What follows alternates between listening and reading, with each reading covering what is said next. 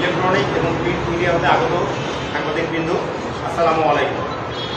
আপনারা সবাই জানেন, বাংলাদেশ সেনাবাহিনী ইনএক্টিভ সিভিল পাওয়ারের আওতায় সারা দেশে মোতায়েন হয়ে আইন শৃঙ্খলা পরিস্থিতি নিয়ন্ত্রণে দায়িত্ব পালন করে আসছে।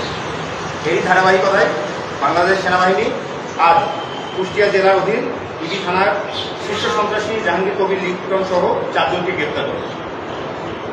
আজ আনুমানিক ভোর 4টায় বাংলাদেশ সেনাবাহিনী কর্তৃক পরিচালিত অভিযানে কুষ্টিয়া জেলার ইবি থানাধীন দুর্বাচারা গ্রাম থেকে শীর্ষ সন্ত্রাসী লিটন ও তার 3 জন ঘনিষ্ঠ সহযোগীকে গ্রেপ্তার করা হয়।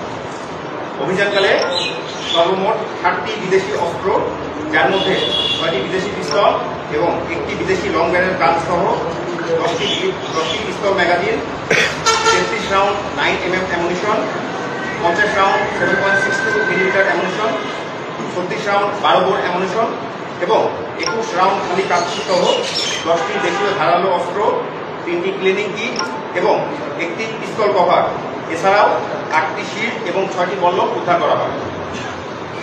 গ্রেপ্তারকৃতদের নামে বিভিন্ন থানায় অপরাধের অভিযোগ পাওয়া গিয়েছে এবং তারা বিভিন্ন সময়ে নিজ এলাকায় পেশি শক্তি প্রদর্শন, মারামারি ও সন্ত্রাসী কার্যক্রম সহ বিভিন্ন অপরাধ কর্মকাণ্ডের মাধ্যমে এলাকায় ত্রাসের রাজত্ব কায়েম করেছিল। সুনির্দিষ্ট গোয়েন্দা তথ্যের ভিত্তিতে আজ ভোর আনুমানিক 4টার দিকে অভিযানটি পরিচালনা করা হয়।